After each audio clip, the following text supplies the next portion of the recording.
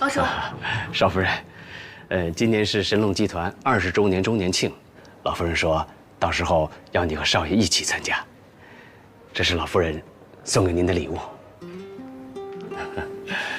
谢谢方叔。不客气。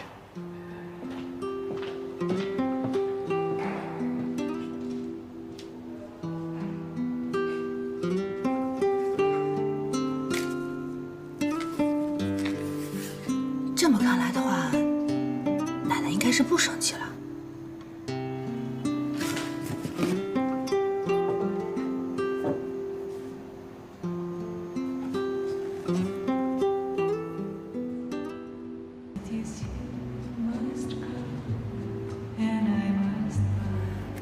薇薇，你有没有时间啊？你教教我化妆吧，就是化那种参加大型活动的妆。大型活动？你做礼服了没有啊？礼服有了，可问题是现在我不会化那种妆，就那种bling bling的。哦，我还以为什么事儿呢。这个简单，我带你去一个地方啊。去年我们公司化妆舞会的时候啊，我妆就是在那儿化的，可好了。哎，放心放心，我帮你搞定，保证让你亮瞎他们的双眼。西城啊，奶奶年纪大了，的确不如你们年轻人了。上次的事情要不是你坚持啊，可能奶奶就要办错事儿了，还真是多亏你了。奶奶，我知道您是为我好，但是啊，您对锦溪不了解。哦，这么说你了解她？您看她平时傻乎乎的，其实她心肠确实挺好的。没那么多花花肠子。好啊，只要你们俩好好的，那我就放心了。您放心吧，我们一定会好好的。西城啊，我看这次20周年的周年庆，你就把锦溪带去吧。人家嫁给你这么久了，总该让大家认识一下啊。你说呢？奶奶，我本来也有这个意思，我还怕您不同意呢。我的大孙子，你是懂事了。奶奶，您放心吧，我不会让您失望的。我陪您去那儿坐会儿。哎，走。好。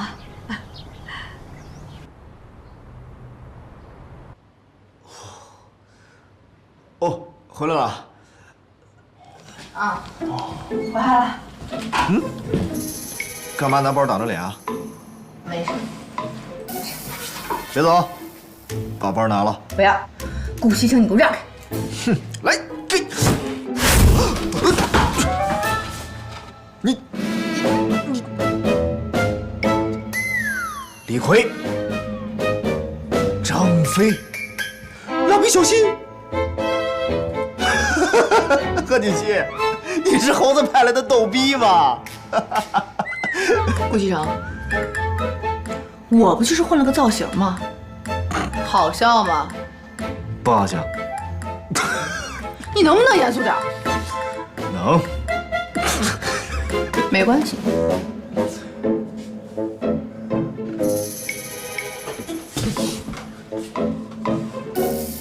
没见识。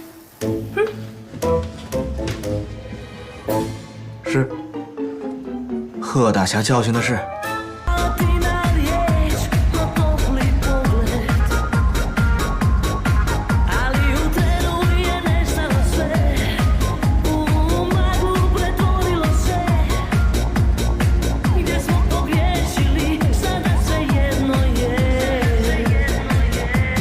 喂，等一下，你说是你啊？你好久没跟我联系了。苏小姐，南宫琉璃现在已经不怎么出现在公司了。不过我听说总裁夫人应该会出现在我们公司20周年的年庆上，不知道你有没有兴趣？我当然有兴趣了，你帮我继续打听。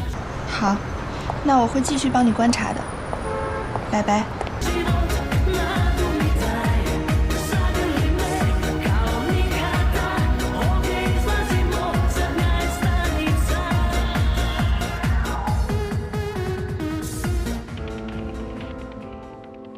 南宫小姐，你好好看看，这里面都是贺锦熙和苏妍希姐妹俩的资料。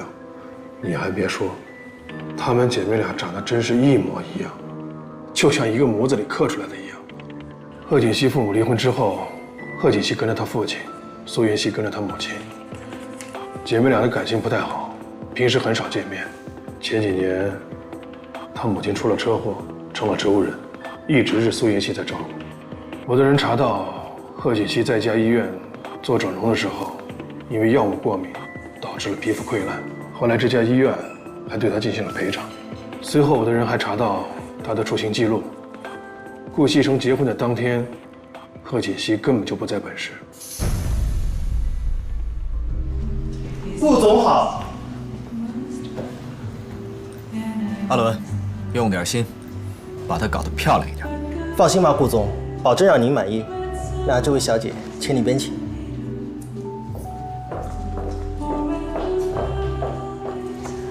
对了，你们两个把昨天准备好的2套首饰拿过来。你们两个把昨天准备好的那套香奈儿1号粉底带过来，要快。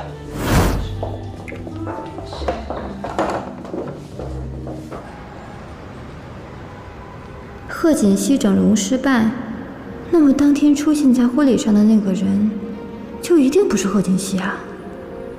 贺锦熙出去，应该就是为了做修复。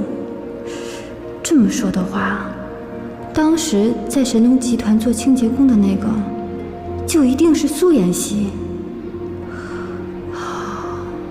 原来贺锦熙一直让苏妍希冒名顶替自己。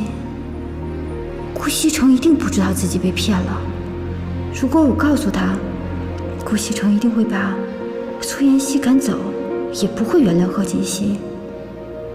就算我不能得到顾家少夫人的位置，我也一定不会让你贺锦熙如愿。可是怎么才能当众揭穿苏妍希这个骗子呢？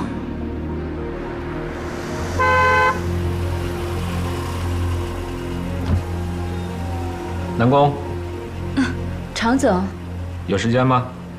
一起喝口咖啡。我今天有空。